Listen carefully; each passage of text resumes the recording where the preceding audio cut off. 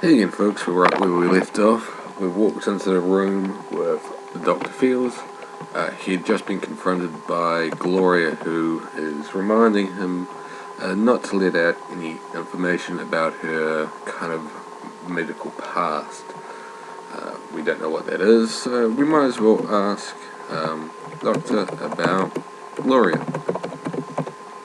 Gloria is a beautiful girl, a desirable girl. She was a patient of mine once, though I haven't seen her for quite some time. So her medical history must date a little while back, but we also haven't looked at the doctor yet. We'll do that first. Dr. Wilbur C. Fields is a pudgy man in his mid-50s. He seems to be a nervous type and sweats profusely.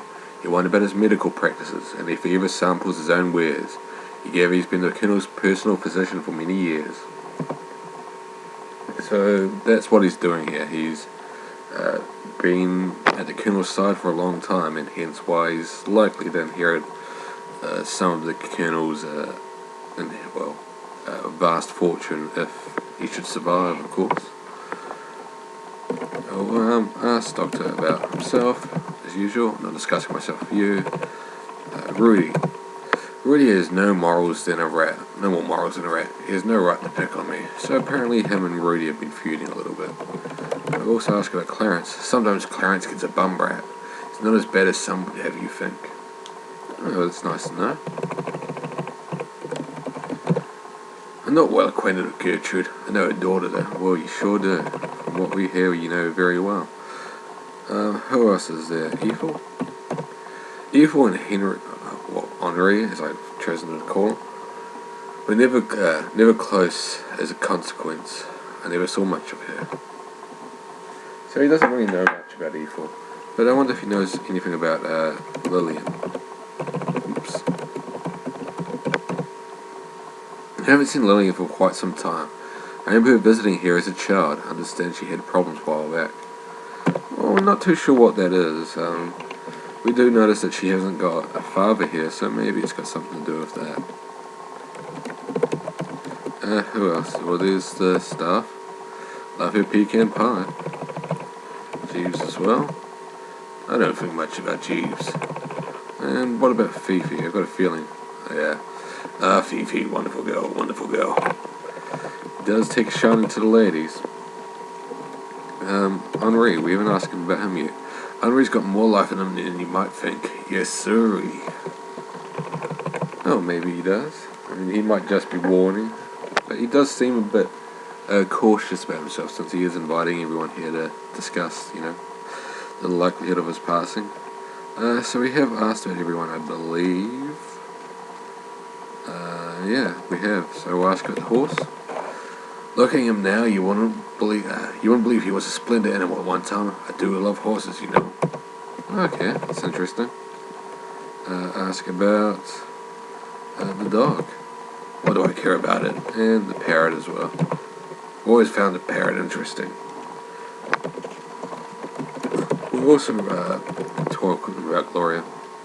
I wish Gloria would see what she's doing with her life and come to her senses. And might as well tell him about Fifi. You know what they say, girls just want to have fun. And Henri. You wouldn't tell me anything about Henri I don't already know.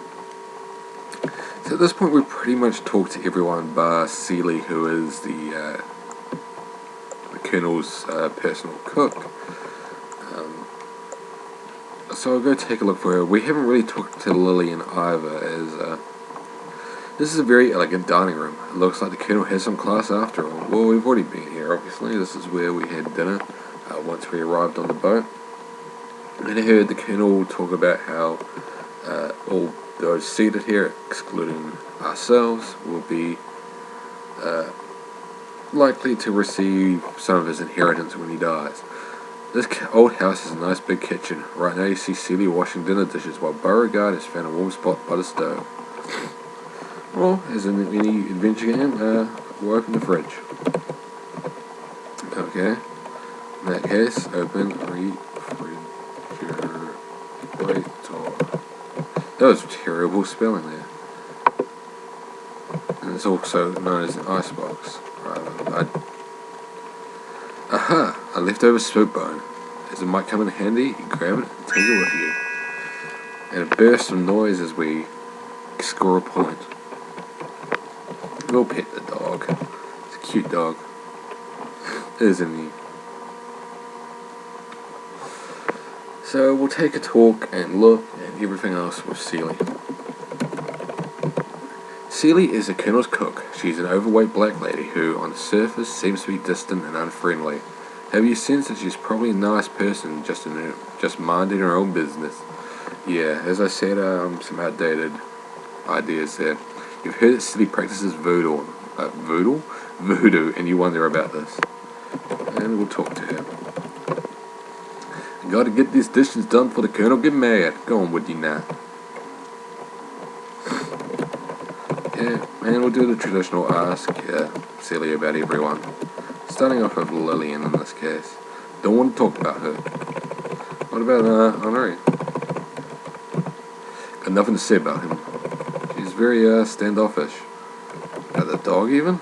It's just an old hound dog, that's all. Gloria? Don't pay no attention to her. Well, as you might guess or gather, she's very reluctant to talk about, well, really anyone. So, as you may kind of predict, we do have to win her confidence later on. But at this point in time, we can't actually do anything about that. So I figure we might as well take a walk around the acres, misty ones at that, and see what else we've got going on. We've already covered pretty much all of upstairs and most of downstairs as well. We will cover the rest of that soon enough. You're standing at the northeast corner of the house, right outside the kitchen. Beside the kitchen door you see a doghouse and a cellar door. It's real creepy and dark out here. You shiver at the thought of venturing outside alone. Perhaps you ought to go back inside. As a kid playing this, that line... Oopsie.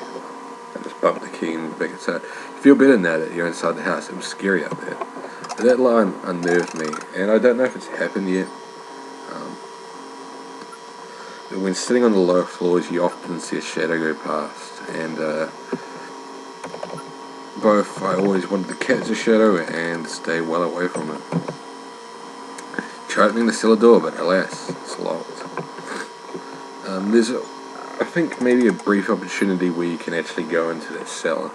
This is an odd-looking place. It seems to be a private little garden, completely surrounded by a large hedge. You wonder why. In that case, I guess we should take a look inside.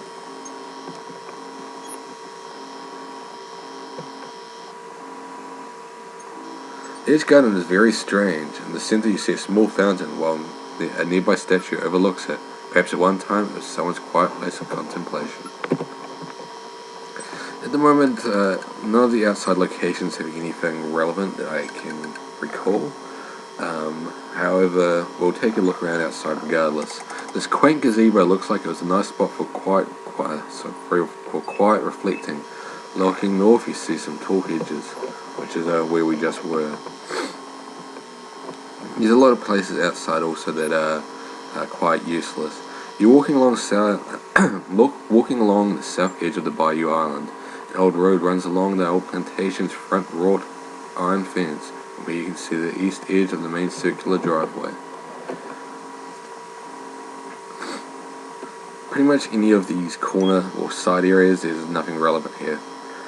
Yet the southeast edge of the Bayou Island, an old road and fence has been taken over by the flooding swamp water.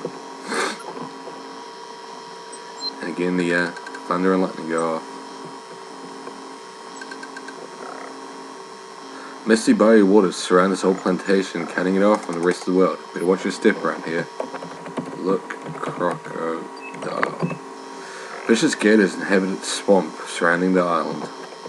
Well, in that case, yep, it's wise to leave them well alone. For some reason you may notice the sound effects for the lightning aren't playing, which is disappointing. Same area.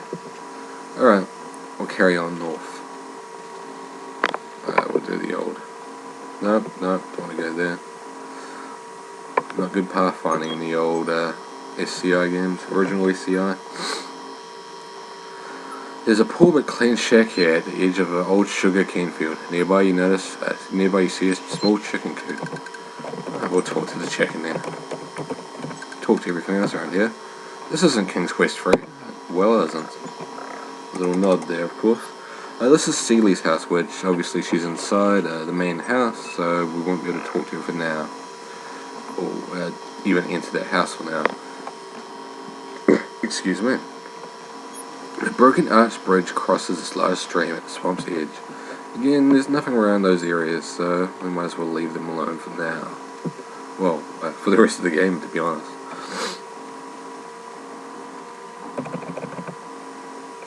So for some reason the speed doesn't get any higher than this. It's kind of bugging me.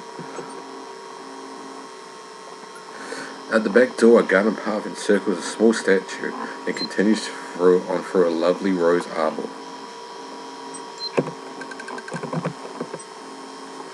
In that case, we'll head up here. See what we've got upside.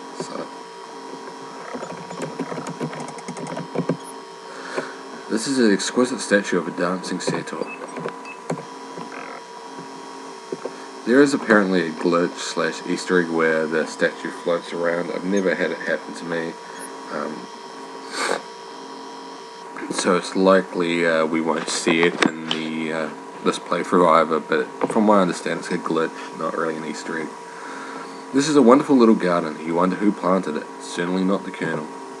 So what are these gardens? Roses surrounded by surrounded the heart-shaped garden. I'm guessing there's roses as well. Yep. So again, nothing more here.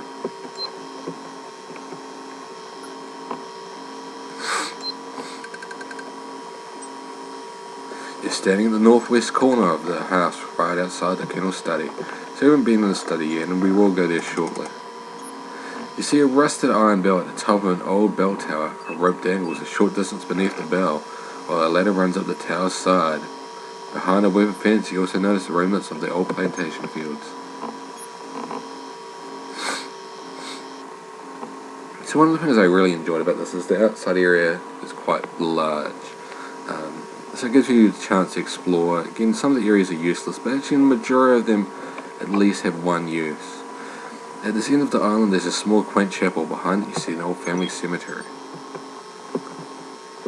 Oh, if you find a creepy old chapel, you might as well go inside. This is an old plantation chapel. Above the pulpit you see a beautiful stained glass window. Oopsie, I didn't actually mean to go outside. There's a few things you'll do here during the game, but at the moment we're relatively fine being here. However, I'll get into it later, but there is a side quest outside of... Oh, they actually stumbled across it.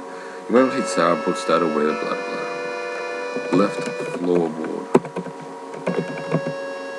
Sorry, the volume control is playing up. Although floorboard is loose, you can't seem to budget with your bare hands, so we can't budget right now. We will be able to do it later, and that leads on to, like I said, a side quest that isn't tied in exactly with the main story, but is well worth investing in, and we will do that. Might as well look into this cemetery, of course. This is an old family graveyard behind the little chapel, set among the various family graves and monuments. You notice 2 large tombs. Oh, very strange. It's very quiet here. Almost too quiet. One tomb has Dijon carved above the door, and Crouton has been inscribed on the door of the other. Well, at the moment there's nothing here, but we will be checking back here frequently as the game rolls on. Maybe something will happen. It is a graveyard after all, and this is, as I may have spoiled for you, a murder mystery.